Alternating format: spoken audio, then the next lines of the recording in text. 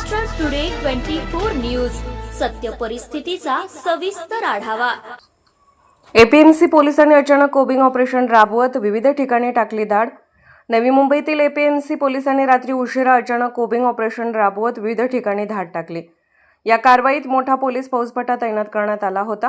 पोलिसांनी close storage, झोपडपट्ट्या तसेच विविध ठिकाणी नाकाबंदी करून तपासणी केली।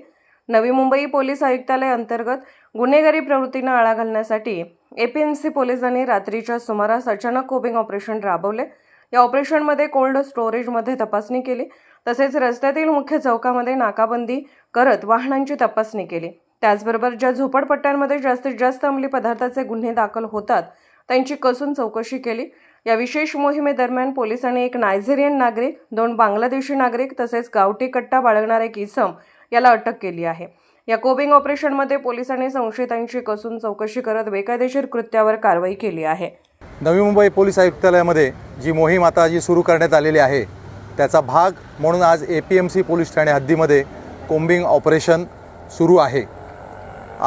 याचा भाग म्हणून आम्ही कोम्बिंग ऑपरेशन करता APMC police station zone 1, zone 2, zone 3 आणि हेडक्वार्टर या ठिकाणाहून जवळपास आम्ही इथे 20 अधिकारी आणि 150 लोकांचे स्टाफ, आमचा अंमलदार असे ह्या आम्ही कोम्बिंग ऑपरेशनमध्ये सामील झालेलो आहोत। याचा प्रमुख आमचा उद्देश आहे तो म्हणजे बांगलादेशी नागरिक त्यांना शोधून काढणं, अंमली पदार्थांविरोधी ठोस कारवाया करणं, त्याचप्रमाणे पाहिजे फरार आरोपी जे असतील आमचे त्यांना शोधणं, संशयित जागा, संशयित इसम, संशयित वाहनं ही चेक करणं, त्याचप्रमाणे जे अवैध धंदे आहेत त्यांच्यावरती कारवाई करणं, असं हे प्रमुख आणि अजून काही अशी प्रमुख उद्देश या कोम्बिंग ऑपरेशनचे आहेत।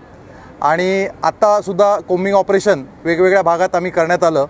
सगळ्यात पहिल्यांदा आम्ही जे कोल्ड स्टोरेजेस आहेत, ज्या ठिकाणी संशयित तिथे नागरिक मिळू शकतात किंवा तिथे जे कोल्ड स्टोरेज रेफ्रिजरेटेड असे कंटेनर्स असतात, त्याचप्रमाणे त्या कोल्ड स्टोरेजच्या आतमध्ये जो माल असतो त्याच्या मालामध्ये आम्ही रँडमली तिथे चेकिंग केलं गेलं।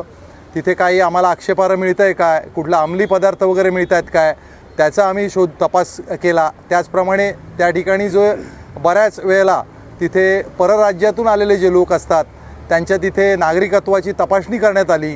त्याचप्रमाणे संशयित दुसरं काय मिळून येतं का ते पाहण्यात आलं। त्याचप्रमाणे जी झोपडपट्टी आहे ते ग्रीन पार्कच्या जवळची ती मोठी झोपडपट्टी एपीएमसी पोलिसांच्या हद्दीमध्ये आहे, तिथेसुद्धा आमचे जे आरोपी आहेत, पाहिजे फरारी, त्याचप्रमाणे सराईत जे आमचे जे रेकॉर्डवरचे गुन्हेगार आहेत त्यांची तपासणी करण्यात आली। असं ह्या प्रकारचं अभियान आमचं सुरू आहे। या अभियानाच्या दरम्यान आत्तापर्यंत आम्ही एका ठिकाणी एक नायजेरियन नागरिक त्याला अटक करण्यात आली। त्याच्याकडून म्हणजे त्याचं किंग फिडेलेस असं त्याचं नाव आहे आणि त्याच्याकडून 10 ग्रॅम कोकेन ज्याची आंतरराष्ट्रीय बाजारामध्ये सुमारे 2.5 लाख अशी किंमत आहे ते आम्ही जप्त करण्यात आलेलं आहे। त्याचप्रमाणे एक नजमुल शेख नावाचा आरोपी जो आहे त्याला पकडून त्याच्याकडून एक देशी बनावटीचं रिव्हॉल्वर आणि एक जिवंत काडतूस असं एक जप्त करण्यात आलेलं आहे। त्याचप्रमाणे या मोहिमेमध्ये आज कोपरी या ठिकाणाहून 3 ज्या संशयित महिला आहेत त्या ताब्यात घेतल्या। त्याच्यापैकी 2 बांगलादेश देशी असल्याचे पुरावे आम्हाला प्राप्त झालेले आहेत। एक महिला जी आहे तिचा आत्तापर्यंत अजूनसुद्धा तपासणी सुरू आहे। त्याचप्रमाणे आम्ही गुटखा विक्री करणारे, दारू विक्री करणारे, सराईत गुन्हेगार असे मोठी कारवाई सध्या सुरू आहे। हे अभियान आमचं उशिरापर्यंत सुरू असणार आहे। खरं तर कोम्बिंग ऑपरेशन जेव्हा आपण करतो तेव्हा सर्वसामान्य नागरिक भयभीत होते, त्यांना काय आव्हान करा?